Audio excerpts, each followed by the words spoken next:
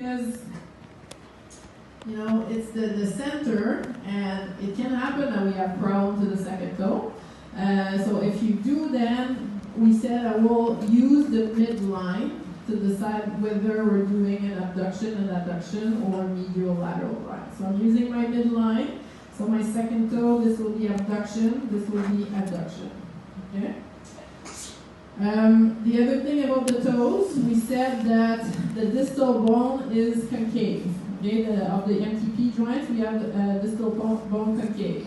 So according to the concave-convex rule, or convex-concave rule, it means that if I have a concave bone moving on a convex bone, what's going to happen? My glide will be in the same direction of the bone motion. So my physiological movement associated with it will be in the same direction. So if I do, we said it yesterday as well, if I do a plantar glide, I'm going to work towards flexion of the toe. And if I do a dorsal glide, I'm going to work towards extension. And maybe to make sure it's clear also, like when do we assess glides? We assess, and which glides do we assess? Because you know there's multiple glides at different joints. You don't need to assess everything on every patient. Okay, you have to match your assessment with your subjective presentation and also your objective presentation based on the range of motion. And we said yesterday, if you have full physiological motion, you have full accessory motion.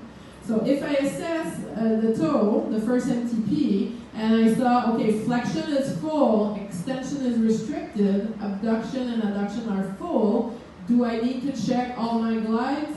No, I just need to check the glides associated with extension, okay? And which would be the dorsal glide. So I'm going to assess on that patient the dorsal glide, okay? I mean, in theory, the other ones are full because you have full physiological motion. Okay, but now we're going to practice all of that. Okay, so just as usual, you stabilize the proximal bone, but you want to be as close as possible to the joint. Then I'm going to take my distal bone as close as possible to the joint. Resting position of the MTP is slight extension, so I can do just a little bit of extension. And then I'm going to do a plantar glide and assess neutral zone R1, R2. And then a dorsal glide, neutral zone R1, R2. Okay, so plantar glide associated with flexion, dorsal glide associated with extension. Okay, so once again, slight extension, then I press plantar glide, I assess it, I check neutral zone R1, R2. Okay? Then when I want to check dorsal glide, a little of extension, and then I go the other way. Okay? So that's plantar dorsal, and then we have medial and lateral glide to assess.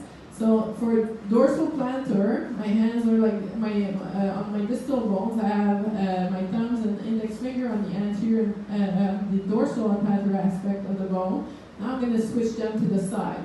Okay, I'm going to have to switch them to the side to move it in the direction that I want to go. Okay, so you can still maintain anterior-posterior direction. If you feel that that bone, the proximal bone, is moving, you can also switch a little bit your hand to be a little bit on the side. And then, so I'm more on the side of the bone. And if I'm doing the first toe, if I'm doing a medial glide, I have to move it towards the second toe. Okay? I have to go in a bit of slight extension, move it towards the second toe.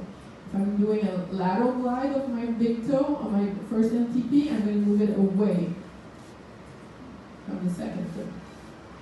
And I assess neutral zone, R1, R2. Okay? And then you can do the same with all of the other toes. Okay, let's just do another one, if I can, because this is not moving very much. Okay, so if I do the third toe, and I'm doing a medial and lateral glide, I make sure I'm very close to the joint line on either hand, on my hands. And proximal bone, I'm stabilizing it. Distal bone, I'm going to move it. I need to bring in slight extension, and then I do a medial glide when I move towards the second toe, and a lateral glide when I move towards the lateral toes. Okay? And if I'm doing a plantar glide, you won't be able to see it. But I think it was clear with the first one. Okay? So that's for the MTPs. For the IP joints, okay, distal bone, once again, is concave. Okay? So it moves in the same direction. So a plantar glide will also be associated with flexion.